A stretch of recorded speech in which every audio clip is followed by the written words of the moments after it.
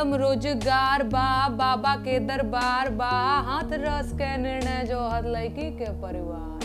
अरे काबा यूपी में काबा मंत्री के बेटवा बड़ी रंगदार बा, किसानन के छाती पे रौंदत मोटर कार बा, ए चौकीदार बोला के जिम्मेदार बा। जैसे ही मेरा कोई फेवरेट होना शुरू होता है, अब मोदी जी जैसे हैं, 2014 में मैंने घर वालों को मैं मतलब ऐसे बता रही हूँ आप लोगों को कैमरा के सामने, घर वालों को मैंने ऐसे बोला था सबको मोदी जी को वोट देना, सबको मोदी जी को वोट देना। क्यों देना है? मोदी जी रोजगार देंगे, हमको और कुछ नहीं पता। मोदी जी रोजगार देंगे, वादा कर रहे हैं कि रोजगार देंगे, तो मोदी जी को वोट देना है। भाई मोदी जी ने रोजगार नहीं दिया तो आज नेहा सिंह राठौर कह देती है कि रोजगार देबा कि करबा डरामा कुर्सिया तोहरा बाप के ना हो, तो इनको तीत लग जाता है। तो इनका ये रहता है कि आदमी को आप कैसा लालच दे सकते हैं, तुम्हारी नौकरी लगवा दूंगा, या फिर मैं ये कर दूंगा कि क्या बोलते हैं, तुम जीवन भर ऐश की रोटी खाओगे। सरकारों के पास बहुत पैसे होते हैं ना, तो वो हम जैसे लोगों को समझते तो है नहीं। मैंने कहा देखिए आप अपनी जिंदगी बनाइए, हमको हमारे हाल में छोड़ दीजिए। मोदी जी और योगी जी हमारे दुश्मन हैं, न दुश्मन है ना जो क्या बोलते हैं अखिलेश जी हैं वो हमारे मौसी के बेटे हैं, ऐसा भी नहीं है। अरे दोनों लोग नेता ही हो भैया और हम जनता ही हैं। आया कि आप हमारे लिए आइए, हम आपको अपने भैया से मिला दें। मैंने कहा क्या करेंगे हम आपके भैया से मिलकर भी, हम नहीं मिलना चाहते हैं आपके भैया से। अरे पता नहीं उन लोगों का क्या रहता है, हमको तो अभी भी समझ में नहीं आ रहा है कि एक मिलाने की कोशिश करता है कि चलो आपको भैया से मिलाते हैं, पता नहीं उन्हीं की पद प्रतिष्ठा बढ़ जाती है कि क्या रहता है। मैंने कहा आपकी तो बढ़ जाएगी, हमारी भद्द पिट जाएगी भैया।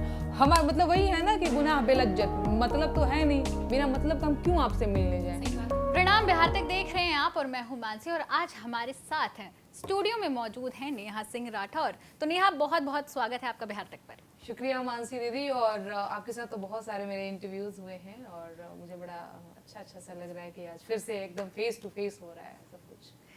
तो नेहा आज हमारे साथ मौजूद हैं और आजकल नेहा फिर से चर्चा में है क्योंकि इन्होंने फिर से काबा गा दिया है, वो भी उत्तर प्रदेश में। उत्तर प्रदेश विधानसभा चुनाव के बीच इनका काबा गाना इतना ज़्यादा वायरल हुआ कि इन्हें तरह तरह की धमकियां भी मिलने लगी। तो सबसे पहले तो आप वो गाना सुना दीजिए और उसके बाद उस गाने को गाने के बाद क्या क्या हुआ उसकी कहानी बताइए। बिल्कुल, उस गाने के बोल कुछ इस तरह से थे। अरे खत्म रोजगार बा, बाबा के दरबार बा, हाथ रस के निर्णय जो हर लड़की के परिवार बा। अरे काबा यूपी में काबा मंत्री के बेटवा बड़ी रंगदार बा, किसानन के छाती पे रौंदत मोटर कार बा, ए चौकीदार बोला के जिम्मेदार बा। काबा यूपी में काबा, अरे राम राज के झांकी बा, काशी मथुरा बाकी बा, राम राज के झांकी बा, काशी मथुरा बाकी बा, गोरखपुर में खून से रंगल गोतल पूरा खाकी बा। अरे काबा यूपी में काबा। तो इस तरीके से नेहा ने ये तो बता दिया कि यूपी में क्या है क्या नहीं है। तो यूपी में काबा गाने के बाद आपके साथ हुआ क्या? हाँ, एक्चुअली मैं उससे पहले की भी कहानी में बता दूं, मैं यूपी में काबा नहीं गाने वाली थी, लेकिन बड़ा बढ़िया ही हुआ। देखिए कितनी चीजें वायरल हो गई, बड़ा अच्छा सा भी लग रहा है। यूपी में काबा मैं न गा करके यूपी इलेक्शन में मैं कुछ और गाने वाली थी। मैं ये कह रही थी कि यूपी में काबा न गा करके यूपी इलेक्शन में मैं कुछ और गाने वाली थी, पर मेरे एक दो दोस्तों ने भी कहा तुम काबा ज्यादा अच्छा गाती हो, तुमको तो यही गाना चाहिए। मैंने कहा ओके, फिर मैं लिखती हूँ। फिर मैंने लिखा, गाया, चीजें बड़ी अच्छी भी रही। हाँ, उसके बाद से मैं देख रही हूँ अपने भोजपुरी की ताकत ही मैं कहूंगी। देखिए हमारे, आप भी बिहार से हैं, आपको भी अपने भोजपुरी पे गर्व होगा, हमें भी बड़ा गर्व है कि इस देश की सबसे बड़ी पार्टी, इस विश्व की सबसे बड़ी पार्टी, सबसे पुरानी पार्टी जो भाजपा पार्टी है, भाजपा, उसको नेहा सिंह राठौर के यूपी में काबा के जवाब में एक नहीं, दो नहीं, तीन गाने रिलीज कर देने पड़े। आप समझ पा रही हैं हमारे भोजपुरी कितनी ताकत है। तो वो सारी चीजें हुई हैं। बाकी जो इनका आईटी सेल का अपना रहता है, कमेंट के माध्यम से गरियाना, धमकाना, डिमोरलाइज करने की पूरी कोशिश करना, जो कि वो अभी भी कर रहे हैं, लगातार कर रहे हैं। पर नेहा सिंह राठौर रुकने वाली नहीं है और न रुकी है, उसने लगातार यूपी में काबा पार्ट 1, पार्ट 2, पार्ट 3 ऐसे करके गाया है। जी। तो जब आपने ये गाना गाया तो यूं तो आपको सोशल मीडिया पर ट्रोल किया ही जा रहा है, लेकिन ऐसा कुछ हुआ है कि कहीं से कोई किसी बड़े शख्स ने आपको अलग से कॉल करके बोला कि अरे तुम क्या कर रही हो? नहीं, ऐसे नहीं बोला। ये गवर्नमेंट बहुत चतुर है, वो ऐसे नहीं बोल सकती है। उसको पता है कि आज मीडिया वाले लोग भी नेहा सिंह राठौर को कवर कर रहे हैं, इतना सब बोलेंगे, चुनाव का टाइम है, चीजें गड़बड़ा जाएंगी, समझ पा रही है हाँ, ना? हाँ। वो ऐसा नहीं करेंगे। वो तब करते जब मेरी बात कोई नहीं सुन रहा होता। लेकिन उनको पता है कि मैं अगर किसी को बोल दूंगी, किसी भी मीडिया चैनल को, कि मेरे साथ ऐसी चीजें हुई हैं, तो वो चीजें वायरल हो जाएंगी और उनके चुनाव पे बड़ा इसका असर पड़ेगा। तो वो ऐसे काम नहीं कर रहे हैं, और ऐसा नहीं, या फिर मैं ये भी कह सकती हूँ कि इनका बड़प्पन है। और बड़प्पन तो क्या ही है यार, ऐसा क्या मैंने कर दिया है कि आप मुझे बख्श दोगे, यही आपका बड़प्पन है? तो इस तरह की चीजें नहीं हुई। पर हाँ, ऑनलाइन कमेंट के माध्यम से बहुत सारी धमकियां, गाली, और जितना हो सकता है मतलब नीचता की हद पार करते हैं ना, वो सारी चीजें तो आप ही देखती होंगी, कैसे किस लेवल पे जाकर ट्रोल करते हैं लोग। कई लोग आप पर ये इल्जाम लगा रहे थे कि आप एक विशेष पार्टी पर जो है तंज कसने के लिए सारे गाने गाते हैं, लेकिन उसके बाद आपने पार्ट 2 निकाला, उसमें तो बाकी सारी पार्टियों का भी नाम आया। बिल्कुल बिल्कुल। तो वो वाला गाना क्या है, जरा उसके बोल सुना दीजिए। हम उसमें एक लाइन मैंने ये गाया है कि कुल के दीपक हरदल में है, ऐसन करा मतबा, कुल के दीपक हरदल में है, ऐसन करा मतबा, नेता नगरी के काला चिट्ठा अब की खुले जातबा। अरे काबा। अब बताइए, 4 जून 2017 को जो उन्नाव में कांड हुआ था, रेप कांड हुआ था, उसमें भाजपा के ही विधायक थे जी, जिनका पूरा हाथ था। उनका नाम कुलदीप सिंह सेंगर था, जो आज जेल में है। तो नेहा सिंह राठौर कह रही है कि वैसे वैसे कुलदीप हर दल में है। उसमें से कोई विपक्षी पार्टी कहाँ से छूट रही है भाई साहब, जिस पार्टी की मैं एजेंट हूँ, जैसा कि लोग कहते हैं। तो मैं तो सारे पार्टियों को, मैं सारी नेता नगरी के काला चिट्ठा की बात कर रही हूँ। तो नेता नगरी में पक्ष वाले भी हैं, विपक्ष वाले भी हैं। तो ये चीजें उनको समझना चाहिए। दूसरी चीज जो कह रहे विपक्ष की भाषा, मैं हमेशा कहती हूँ कि मीडिया के लोगों को, जनता को, पत्रकारों को, कवियों को, लोक गायिकाओं को, कलाकारों को हमेशा और हमेशा विपक्ष की भूमिका में रहना चाहिए। लेकिन आप यहाँ देखती होंगी कि लोग 2-4 गाने या फिर 2-4 कविताएं इनकी हिट क्या हो जाती है, सरकार के बोल बोलने लग जाते हैं। आप यही समझ पा रही है ना? मैं तो जनता से कहूंगी, न्यूज तक के माध्यम से, बिहार तक के माध्यम से, कि आपको अपना सुपरस्टार चुनने का अभी मौका आया है। वो आपका सुपरस्टार कभी नहीं हो सकता जो बड़े मंचों पर जाकर सरकार के बोल बोलता है, आपकी बात नहीं करता है। वो आपका सुपरस्टार हो ही नहीं सकता, खारिज करो उसे आप। चाहे बड़े बड़े लोगों को देख लीजिए, आज बड़े बड़े हो गए, कल को जो छोटे छोटे थे वो आज बड़े बड़े हो गए। कैसे हो गए? सरकार के बोल बोल के। भैया तुम जनता की बात करो, है ना? तो वो सारी चीजें हैं। पर ठीक है, लोग तो कहते ही रहते हैं। आपको भी ट्रोल करते होंगे लोग, जहां तक मुझे पता है, हमें भी करते हैं। तो इनका काम है करना। हम कॉन्फिडेंट हैं, हम ऑनेस्ट अपने काम को लेकर के हम कर रहे हैं, सही कर रहे हैं। अच्छा, जब आपने पहला वाला गाना गाया पार्ट 1, तो उसके बाद आपको विपक्ष की पार्टियों से कोई ऑफर आया कि आप हमारी पार्टी की तरफ से गाना वाना गाइए? हाँ। क्योंकि इस बात की चर्चा भी काफी ज्यादा हो रही थी उस वक्त। आया कि आप हमारे लिए आइए, हम आपको अपने भैया से मिला दें। मैंने कहा क्या करेंगे हम आपके भैया से मिलके, भाई हम नहीं मिलना चाहते हैं आपके भैया से। अरे पता नहीं उन लोगों का क्या रहता है, हमको तो अभी भी समझ में नहीं आ रहा है कि एक मिलाने की कोशिश करता है कि चलो आपको भैया से मिलाते हैं। पता नहीं उन्हीं की पद प्रतिष्ठा बढ़ जाती है कि क्या रहता है। मैंने कहा आपकी तो बढ़ जाएगी, हमारी भद्द पिट जाएगी भैया। हमारा मतलब वही है ना कि गुनाह बेलज्जत, मतलब तो है नहीं, बिना मतलब का हम क्यों आपसे मिलने जाए। सही बात है ना? तो आए प्रलोभन कई तरह के, पर मैंने उनको मना कर दिया। मैंने कहा नेहा सिंह राठौर सिर्फ और सिर्फ जनता की बात करती है, जनता की ही बात करेगी। आपके साथ एक फोटो खिंचा लूंगी मैं, क्या मिल जाएगा भैया हमको? जनता को मैं किस मुंह से कहूंगी कि नहीं मैं आपके साथ हूँ? इधर बैठ के नेताओं के साथ फोटो खिंचाए पड़ी हूँ, भौकालबाजी कर। मैंने कहा भैया हम नहीं कर पाएंगे, हम बड़े साधारण आदमी हैं, हम बड़े जमीनी आदमी, हम वैसे ही रहेंगे, हमको वैसे ही छोड़ दो। तो आप जो प्रलोभन की बात कर रही है, अभी तक आपको कौन सा सबसे बड़ा वाला प्रलोभन मिला है जिसको आपने ऐसे यूं लात मार के आउट कर दिया है? आता है कि आप हमारे लिए गाना गाइए, हम आपकी जिंदगी बना देंगे। अब लोग जब आते हैं तो आपको, या फिर लोग जैसे हमको हमारे वीडियो से आंख ही लेते हैं लोग, कोई भी किसी को आंख लेता है, कौन कितना में है। अब भैया हम बेहद सिंपल कपड़ों में रहते हैं, आप भी देख रहे हैं। हाँ। पैर में कुछ भी पहना है, कुछ भी पहना है। आप समझ पा रही है ना कि बहुत हाई फाई मामला नहीं है। आपको इतना समझ में आ रहा हो तो लोगों को भी समझ में आ जाता है। या फिर हमारे वीडियो क्वालिटी देख करके लोग समझ जाते होंगे कि कोई फंडेड वीडियो नहीं है। बेहद साधारण सी साड़ी वगैरह सारी चीजें पहनी गई हैं, और साधारण से उसके बोल भी हैं, जो भी कह लीजिए। तो इनको समझ में आ जाता है। इनको पता है आम जनता है, कोई मंत्री विधायक के बेटा बेटी तो है नहीं। तो अब इनका ये रहता है कि आदमी को अब कैसा लालच दे सकते हैं, तुम्हारी नौकरी लगवा दूंगा, या फिर मैं ये कर दूंगा कि क्या बोलते हैं, तुम जीवन भर ऐश की रोटी खाओगे। सरकारों के पास बहुत पैसे होते हैं ना, तो वो हम जैसे लोगों को समझते तो है नहीं।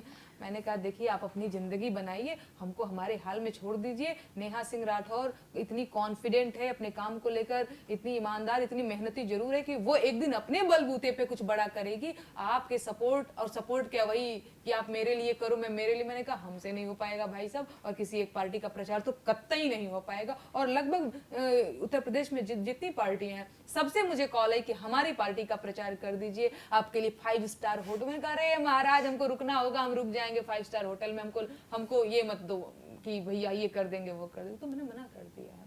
हाँ जी।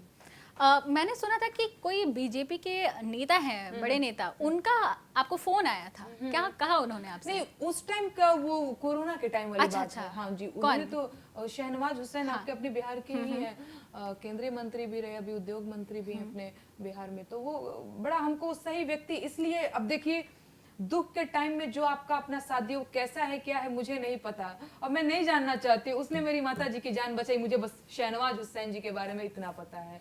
वो मतलब ठीक है, आप किसी पार्टी में है, कोई किसी पार्टी में, कोई किसी विचारधारा को प्रमोट कर रहा है, कोई किसी विचारधारा को प्रमोट कर रहा है, हम जनता हैं। शहनवाज हुसैन जी इसलिए मुझे बहुत पसंद हैं क्योंकि उन्होंने मेरी मम्मी की जान बचाई, बस। और दूसरा हमको कुछ नहीं जानना है कि और वो क्या है क्या नहीं है। तो शहनवाज हुसैन जी की उस टाइम कॉल आई थी जब चीजें इतनी खराब थी, जब सरकारें, जो व्यवस्था पूरी तरह से नंगा हो चुका था, उस टाइम पे वो शख्स मेरे को कॉल करते हैं और कहते हैं कि बेटा तुम बिल्कुल चिंता मत करना, अगर नारायण मेडिकल कॉलेज में सिर्फ एक वेंटिलेटर होगा तो वो मैं तुम्हारी मम्मी को दूंगा, तुम चिंता मत करो। क्या चाहिए यार अब हमें, सही बात है ना। तो उनकी कॉल आई थी, वो हमको बहुत पसंद है क्योंकि उन्होंने मेरी मम्मी की जान बचाई थी। उनके लिए बहुत सम्मान है मेरे दिल में। और ऐसे अगर पूछा जाए कि आपका फेवरेट नेता कौन है तो आप क्या नहीं, नेताजी लोग तो मेरे फेवरेट होते ही नहीं है। होता क्या है कि जैसे हम उनको फेवरेट बनाना शुरू करते हैं वैसे ही कुछ ऐसा कर देते हैं और वो बता देते हैं कि बेटा नेता हूँ, धोखा ही दूंगा, भरोसा तो मेरा करना मत। बिहार इलेक्शन में भी ऐसा ही कुछ हो रहा था। तेजस्वी जी बड़ी अच्छी राजनीति कर रहे थे, है ना, बेरोजगारी पे बात कर रहे हैं, शिक्षा पे बात कर रहे हैं, गरीबी पे बात कर रहे हैं, तो जनता को, हमको ही नहीं सारी जनता को लगने लगा कि मतलब कुछ अच्छा होने वाला है क्या। लास्ट में आकर के फिर वो भी जाति जाति कर दिए, तब मुझे लगा भाई क्या कर रहे हैं आप, अभी तक तो हम आपको ठीक ठाक ही समझ रहे थे, मतलब वही आप भी कर रहे हैं तो अलग क्या कर रहे हैं। आप कुछ अलग करिए तो जनता को आप प्रभावित कर पाइएगा। तो जैसे मेरा कोई फेवरेट होना शुरू होता है, अब मोदी जी जैसे हैं, 2014 में मैंने घर वालों को मैं मतलब ऐसे बता रही हूँ आप लोगों को कैमरा के सामने, घर वालों को मैंने ऐसे बोला था सबको मोदी जी को वोट देना, सबको मोदी जी को वोट देना। क्यों देना है? मोदी जी रोजगार देंगे, हमको और कुछ नहीं पता। मोदी जी रोजगार देंगे, वादा कर रहे हैं कि रोजगार देंगे, तो मोदी जी को वोट देना है। भाई मोदी जी ने रोजगार नहीं दिया तो आज नेहा सिंह राठौर कह देती है कि रोजगार देबा की करबा डरामा कुर्सिया तोरा बाप के ना, तो इनको तीत लग जाता है। समझ पा रही है ना? अरे भैया हम लोग जनता है यार, हम लोग सरकार और विपक्ष के लोग थोड़ी कि कुछ भी करोगे तो हम बुराई करेंगे। नेहा सिंह राठौर गाती है स्वच्छ भारत मिशन के समर्थन में गाना, वो एंटी बीजेपी है, एंटी मोदी है वो। जी बिल्कुल बिल्कुल। अरे भैया मोदी जी और योगी जी हमारे दुश्मन हैं, न दुश्मन है ना जो क्या बोलते हैं अखिलेश जी हैं वो हमारे मौसी के बेटे हैं, ऐसा भी नहीं है। अरे दोनों लोग नेता ही हो भैया और हम जनता ही हैं। आप जीत जाओगे तो हमारे लिए क्या कर दोगे, हमको भी आपके लिए क्या कर देंगे। अरे बनाएंगे अपनी ही बिल्डिंग, वो हमारे ही आपके नहीं सुनने वाले हैं। तो ये सच्चाई है इनकी। जी। अच्छा नेहा, आपने अपना पहला गाना कौन सा लिखा था? वही पहला गाना लिखा था स्वच्छ भारत मिशन के ऊपर। जरा सुना दीजिए। हाँ, मैं बिल्कुल 2 लाइन गुनगुनाती हूँ। और जो लोग मुझे कहते हैं एंटी बीजेपी एंटी मोदी, तो ये मोदी जी का ही मिशन है जिसके समर्थन में मैंने गीत गाया था। हमरा प्रेम के निशानी देखाई द पिया, शौचालय बनाई द पिया नाही होठवा के लाली, अरे नाही चाही कान बाली, मोर इजतिया से मंगिया सजाई द पिया, शौचालय बनाई द पिया बड़की भौजी बाड़ी कनिया, ननद भैली रे सयनिया, बड़की भौजी बाड़ी कनिया, ननद भैली रे सयनिया, बेटी बहिन के लजिया बचाई द पिया, शौचालय बनाई द पिया ना, एही मिशनवा में हथवा बटाई द पिया, शौचालय बनाई द पिया ना, जागरूकता के परचम लहराई द पिया, शौचालय बनाई द पिया ना, ऐसे करके।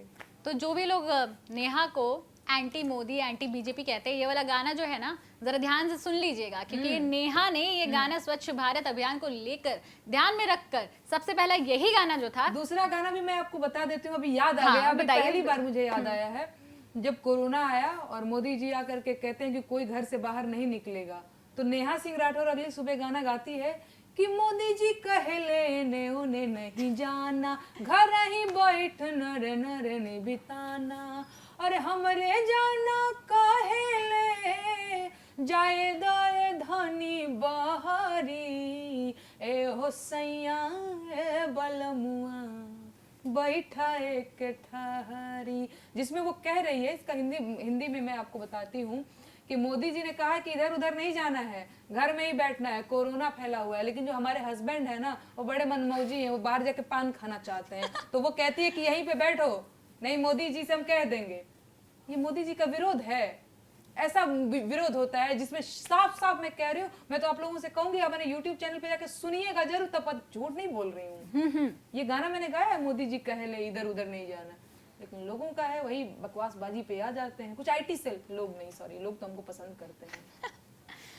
तो लोग इनको पसंद करते हैं, और भले जो लोग इनको ट्रोल करते हैं, इनके ये जो अभी इन्होंने 2 गाने गाए लगातार, जरा ध्यान से सुन लीजिएगा, इनके YouTube चैनल पर भी है। जी बिल्कुल। तो उसके बाद जब आपने पहला गाना लिखा, और जब आपने नहीं पहला गाना तो आपने समर्थन में ही लिखा है, लेकिन जब आपने वो काबा पहली बार गाया तो घर पे क्या रिएक्शन मिला? क्योंकि आपको कई लोग घर के बाहर भी होंगे जो उसका विरोध करने लगे होंगे, तो घर पे क्या रिएक्शन रहा था? अब देखिए मैम, मैं हूँ बिहार से, आप भी बिहार से हैं, तो बहुत कुछ चीजें आप भी जानती हैं, अभी पटना की, मैं कैमूर भभुआ की हूँ। तो हमारी मम्मियों का क्या होता है, मम्मी तो वैसे सोशल मीडिया से थोड़ी दूर रहती हैं, हाँ दूर रहती हैं, लेकिन पापा और भैया का अब 1-2 गाली गलौज उसमें लिखना शुरू नहीं हुआ कि सोशल मीडिया बंद करो, गाना बजाना बंद करो, कौन बियाह करेगा जी तुम अगर ऐसे गाओगी तो। उनका पहला कोई, मैंने कहा जीवन का अंतिम लक्ष्य बियाह है करना बका, अरे भैया कर लेंगे बियाह, कोई नहीं करेगा, कुंवारे रह जाएंगे, लेकिन अपना काम तो नहीं छोड़ेंगे। तो मम्मी पापा का घर में बहुत रहा है ना, बहुत ज्यादा।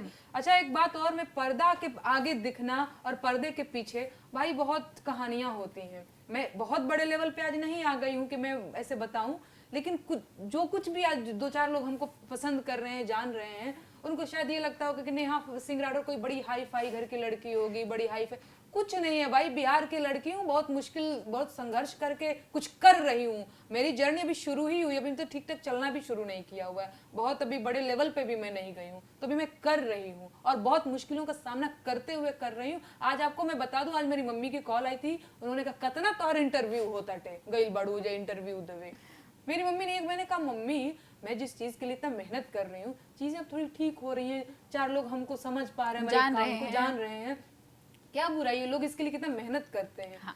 हमरा के पैसा रुपया ना चाहिए, हमरा के इज्जत चाहिए, का गेल बड़ हो जाएगा, जल्दी घरे आओ, ये है और ये सच बात है। और लोगों को लगता होगा कि ये तो स्टाइल मार रही है, तो दिल्ली घूम रही है, भाई सब चीजें बड़ी अलग हैं, कैमरे पे बड़ी दूसरी चीजें हैं। हाँ ये बात तो सच कही, जहाँ से हम आते हैं, जहाँ पर इतनी बंदिशें पहले से ही है, घर में ही है, आप बाहर की बात तो छोड़िए, अपने घर वाले बाहर में अलग समाज है, घर में एक पहले बड़का समाज है। तो इतना सब कुछ होते हुए भी, इतना रिस्ट्रिक्शन होते हुए भी, इतनी बोल्ड आवाज, इतनी बोल्ड सोच आपकी कैसे है? मतलब कहाँ से, कहीं से तो हिम्मत आती होगी आप में। हाँ एक ये चीज हो सकता है, मेरे घर में हाँ ये हमेशा से रहा है कि मतलब अब मेरी मम्मी को लगता है कि वो मुझे बहुत प्यार करती है, मुझे भी पता है कि मेरी माँ है वो प्यार करती है, पर जब मैं छोटी सी थी तो भैया को ज्यादा घी मिलता था, मेरे को कम, जैसे दाल वाल में घी डालने को लेकर के कुछ चीजें, अब भैया हमको लगता था मम्मी तुम मुझसे प्यार नहीं करती हो, तो एक विद्रोह की जो चीजें ना, मेरे को हमेशा से लगा मेरे साथ भैया ऐसे हो रहा है। अच्छा भैया को बाहर भेजा गया पढ़ने के लिए, मेरा भैया दिल्ली भी आया पढ़ाई के लिए, ग्रेजुएशन के बाद भैया हमारा वो नहीं था कि बाहर जाओगी, उखाड़ लो जो उखाड़ना है, लेकिन गाँव के अंदर ही, मतलब है ना, जो तुमको करना है, तुमको जो पढ़ लिख करके IAS बन जाना है, DM कलेक्टर बन जाना है, लेकिन यहीं से पढ़ के। मैंने कैसे संभव है, मैं कहती थी भैया को IAS PCS बनने के लिए दिल्ली भेज दिया गया और हम यहीं गांव में बैठ करके कैसे कर सकते हैं। तो ये जो चीजें रही है ना मेरे घर में हमेशा से रही हैं, और इस चीज का जो है ना मैंने हमेशा से किया है कि नहीं ये नहीं होना चाहिए, तो मैं थोड़ी थोड़ी विद्रोही सी हो गई हूँ बचपन से ही, अगर मैं ऐसा बोलूँ तो मुझे आदत है कि भाई चीजें ऐसी नहीं होनी चाहिए, तो शायद वहीं से आया है कहीं ना कहीं। मैंने बहुत डांट खा अपने घर पे, मैं अपने घर की अच्छी वाली जो नहीं होता है कि घर पापा की परी नहीं है आप? बिल्कुल नहीं, मैं पापा की परी नहीं हूँ, मम्मी की लाडली नहीं हूँ भाई। मेरे मम्मी पापा को अभी भी बहुत सारी शिकायतें हैं हमसे, वो तो अभी मम्मी मेरी इंटरव्यूज देखेगी तो कहेगी कि तोरा कहते ना दुख देहिला हम, तू जाके ये कुल बोलत रही। मम्मी मैं तुमसे बहुत प्यार करती हूँ, पर कुछ चीजें हैं जो मुझे लगता है कि जनरेशन गैप कह लीजिए उसको, जो रह गई तो वो है। तो ये रहा आपके घर का हाल। फिर इतना सब कुछ होने के बावजूद जब आपके भैया ने आपको कह दिया कि गांव में ही रह के पढ़ाई करनी, तो फिर आप गांव से बाहर कैसे निकली? गांव से बाहर मैं कैसे निकली? बहुत बढ़िया, सोशल मीडिया के द्वारा मैं निकली हूँ। हाँ, कोरोना जब आया, फर्स्ट वेव, लॉकडाउन हुआ, तो मैंने एक गाना गाया और बहुत सी कहानियाँ। उस टाइम पे मेरे पास अपना फ़ोन भी नहीं था, है ना, तो कभी भैया के ही फ़ोन से रिकॉर्ड कर ले रही हूँ, कभी अपने दोस्त है उसके फ़ोन से रिकॉर्ड कर ले। बड़ा आप लोगों को लगेगा कि मैं कहानी बना रही हूँ कि मैं इतनी बड़ी हो गई थी, मेरे पास फ़ोन नहीं था।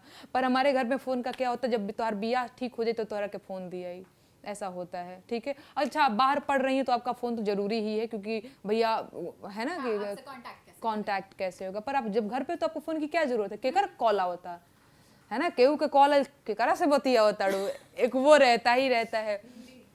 तो उस टाइम पे एक गाना मेरा थोड़ा सा लोगों को पसंद आया था, कारखाना बंद हो गई ले हमार पिया घरे ना आइले हो, ये गाना गाया था।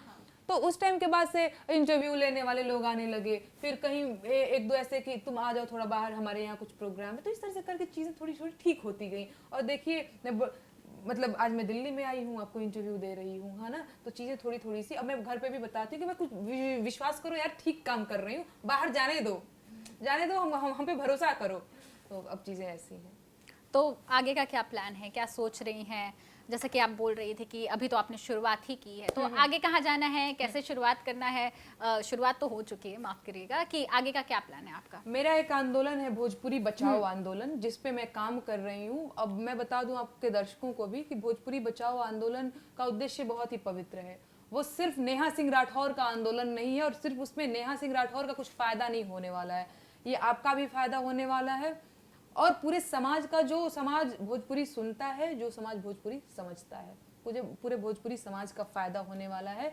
भोजपुरी बचाओ आंदोलन का उद्देश्य बस इतना सा है कि पुराने पारंपरिक लोक गीतों के संरक्षण पे मैं काम कर रही हूँ। मेरे जैसे और कुछ लोग हैं जो काम कर रहे हैं, पर वो बहुत लोग नहीं हैं, क्योंकि बहुत लोग तो यहाँ चोलिया के हुक में फंसाने में लगे हैं और परधनवा के रहर में घिसराने में लगे हैं भोजपुरी को। तो ऐसे गंदे गायकों को आप लोगों को डिमोरलाइज करना है। बाकी मैं अपनी तरफ से कोशिश कर रही हूँ भोजपुरी में नए और स्वच्छ गीतों का सृजन करूं, ताकि हमारी जो भोजपुरी है वो समृद्ध हो। आप हमारी भोजपुरी की ताकत को समझिए। इस देश की सबसे बड़ी पार्टी की ना नींद उड़ा के रख दिया है इस भोजपुरी ने। तो भोजपुरी हमारा लगाए दही चोलिया के हुक राजा जी नहीं है, लहंगवा उठाए दे रिमोट से नहीं है टाइप जो भी फुअड़ और अश्लील गीत बने हैं, जो गा करके आज सुपरस्टार बन गए हैं। मैं आज भी जनता से कहूंगी कि इन सुपरस्टार को नीचे उतारो, ये सुपरस्टार कहलाने के लायक नहीं है। इन्होंने भोजपुरी की बोटियां बेची है, इन्होंने भोजपुरी को माई माई कह के भोजपुरी का लहंगा रिमोट से उठाया है। ऐसे लोग आपके सुपरस्टार नहीं हो सकते। तो ये मेरा मुहिम है। नेहा सिंह राठौर इस पे भोजपुरी पे काम करना चाहती है, भोजपुरी में गीत लिखना चाहती है, भोजपुरी में गीत गाना चाहती है। नेहा सिंह राठौर यही करना चाहती है। नेहा सिंह राठौर भोजपुरी ने इसको पैदा किया है और भोजपुरी के लिए ये काम करना चाहती है, और भोजपुरी में एक दिन समाज आना चाहती है। मातृभाषा दिवस था कल। जी जी। तो इस पे आपने कुछ खास किया? आपके दिमाग में जाने के होखे त जान ला, जाने के होखे त जान ला, भोजपुरिया माई के आराया छपरा गोरखपुर औरी देवरिया में आई के। करे के फूहड़ बोलेला, के अश्लील बोलेला, अरे आपन माटी के जब कोई धूमिल बोलेला, कि नस नस में सोला भड़क जाला, कहीं समझाई के आराया झपरा गोरखपुर औरी देवरिया में आई के। तो भैया हम तो कहते हैं कि जिनको लगता है कि भोजपुरी है हमारी ऐसी वैसी, तो मैं उनको बता देती हूँ, आरा छपरा देवरिया गोरखपुर में आइए, नेहा सिंह राठौर आपको भोजपुरी बताएगी। अच्छा नेहा, आप जो ये बात कह रही थी कि मातृभाषा, और तो आपका फेवरेट कौन है भोजपुरी सिंगर? बिल्कुल, शारदा सिन्हा जी मेरी फेवरेट सिंगर हैं। और मैं राइटर और सिंगर की बात करूं तो भिखारी ठाकुर, जो कि सबके हैं और मेरे भी हैं। वो सिर्फ मेरे नहीं है, वो सबके फेवरेट हैं। हाँ, और वो मेरे भी हैं। बाकी आवाज़ मुझे शारदा सिन्हा जी की बहुत शानदार लगती है, और उनका एक गाना मैं आप ना हमारी नहीं, मैं यहाँ से मैं कह रही, मेरी पैरवी करा दीजिए भाई, उनसे हमारी मुलाकात करवा दीजिए। अगर कोई देख रहा हो भाई इंटरव्यू, मैं बहुत मिलना चाहती हूँ शारदा सिन्हा जी से। और मैम अगर आप मुझे देख रही होंगी तो मैं आपको प्रणाम करती हूँ, और आप प्लीज़ हमसे मिलिए, नहीं लग रहा है हम मर जाएंगे आपसे मिले बिना, है ना, वो वाला हाल है इधर। बिहार तक भी शारदा सिन्हा जी से एक बार रिक्वेस्ट करना चाहेगा कि मिल लिया जाए नेहा जी से। तड़प हो रही है यहाँ पे, मैं उनसे आशीर्वाद लेना चाहती हूँ। तो हाँ नेहा, तो शारदा सिन्हा जी आपकी फेवरेट है। इसके साथ ही जो आज के दौर में आपको क्या लगता है कि भोजपुरी में कौन अच्छा काम कर रहा है? आपके साथ में काम करने वाले काफी सारे लोग हैं, कई फिल्म डायरेक्टर हैं, अभिनेता हैं और कई जो हैं गायक भी हैं, तो कौन आजकल के डेट में अच्छा काम कर रहा है जिसको आप फॉलो कर रही हैं आजकल? जी मैं आपको बता दूं कि ऐसे बहुत सारे नाम नहीं है जो अच्छा काम कर रहे हैं, लेकिन मैं तो बड़ा देख रही हूँ कि कुछ हमारे ही उम्र के बच्चों ने कुछ ऐसे पेज बना करके भोजपुरी के लिए काम कर रहे हैं। गिन चुन के 4 या 5 नाम हैं जो भोजपुरी के लिए काम कर रहे हैं, और बहुत से लोग हैं जो भोजपुरी को बर्बाद के लिए कर रहे हैं, और जो काम कर रहे हैं भोजपुरी के लिए अच्छा, मैं उनको शुभकामनाएं एवं बधाइयाँ देती हूँ। भैया आप बधाई के पात्र हैं, और साथ में हम भी शामिल हैं। हमें भी कभी ज़रूरत लगेगी आपको तो हमें ज़रूर बुलाइएगा, ज़रूर याद करिएगा। नेहा सिंह राठौर भोजपुरी के लिए हमेशा खड़ी रहेगी, और किसी चीज़ का वो नहीं। जी तो नेहा सिंह राठौर हमेशा भोजपुरी के लिए खड़ी रहेंगी।